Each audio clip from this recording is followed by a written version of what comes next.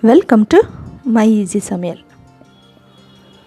இன்றைக்கி ஒரு ஹெல்தியான பிரேக்ஃபாஸ்ட் ரெசிபி. இது ரொம்ப ஹெல்தியான, ரொம்ப ஈஸியாக பண்ணக்கூடிய ஒரு பிரேக்ஃபாஸ்ட் ரெசிபி. பருப்பு அடை. வீட்டில் இருக்கிற எல்லா பருப்பையும் சேர்த்து போட்டு செய்கிற ஒரு அடை. இது எப்படி செய்கிறதுன்னுட்டு பார்க்கலாம். ஃபஸ்ட்டு பச்சரிசி 2 கிளாஸ் பச்சரிசி. இது ஒரு நாள் ராத்திரி முன்னால் நீங்கள் ஊற வச்சிடணும். 1/2 கிளாஸ் துவரம்பருப்பு, 1/2 கிளாஸு கடலப்பருப்பு, 1/2 கிளாஸு உளுந்து. கருப்பு உளுந்து நான் எடுத்துருக்கிறேன். பருப்பு இருந்தால் நீங்கள் வெள்ளை உளுந்து கூட சேர்த்துக்கலாம். 3/4 டம்ளரு பச்சைப்பயிறு பருப்பு. எல்லாத்தையும் சேர்த்து நல்லா வாஷ் பண்ணிவிட்டு ஒரு நைட் முன்னால் நம்ம ஊற வச்சிடலாம்.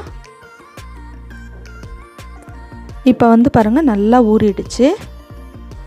இப்போ இதை ஒரு மிக்ஸி ஜாரில் சேர்த்துட்டு 1/2 ஸ்பூன் சீரகம், 3 காஞ்ச மிளகா, கொஞ்சம் பெருங்காயத்தூள்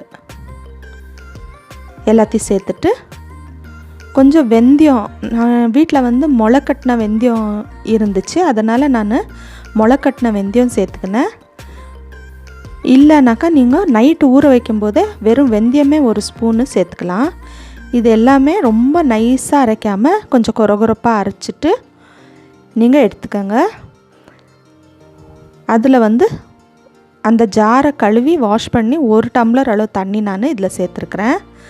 இப்போது கட் பண்ணி வச்சுருக்கிற வெங்காயம், பொடியாக கட் பண்ணி வச்சுருக்கிற வெங்காயம், பின்ன பொடியாக கட் பண்ணி வச்சுருக்கிற கொத்தமல்லி, கருவேப்பிலை, பின்ன 2லேருந்து 3 பச்சை மிளகா, தேவையான அளவு உப்பு, ஒரு 1/4 டீஸ்பூனு வீட்டு சோடா, ஆப்ப சோடா நம்ம இதில் சேர்த்து நல்லா கலந்து விட்டுக்கலாம்.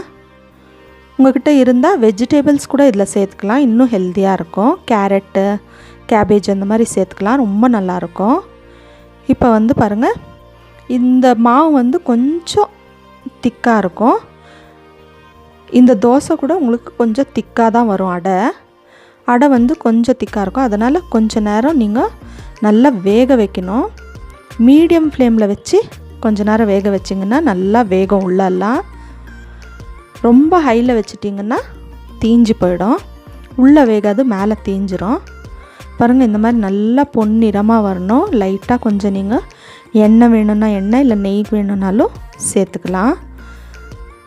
அவ்வளோதான். பாருங்கள், சூப்பரான பருப்பு அடை சூப்பராக ரெடி ஆகிடுச்சு. இந்த மாதிரி நீங்கள் மாதத்தில் 2 தடவை நீங்கள் செஞ்சால் கூட ரொம்ப ஹெல்த்தியாக இருக்கும். வீட்டில் எல்லாருமே விரும்பி சாப்பிட்ற மாதிரி டேஸ்ட்டும் அட்டகாசமாக இருக்கும். ரொம்ப ஈஸி கூட, ரொம்ப நல்லாயிருக்கும்.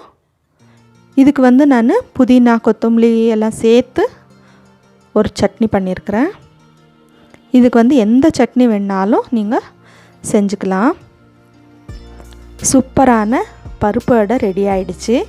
என்னோடய ரெசிபி பிடிச்சிருந்தா என்னோடய சேனலுக்கு சப்ஸ்கிரைப் பண்ணுங்கள். இதே மாதிரி ஒரு ரெசிபியில், ஈஸியான ஒரு ரெசிபியில் உங்களை நான் பார்க்குறேன். தேங்க்யூ.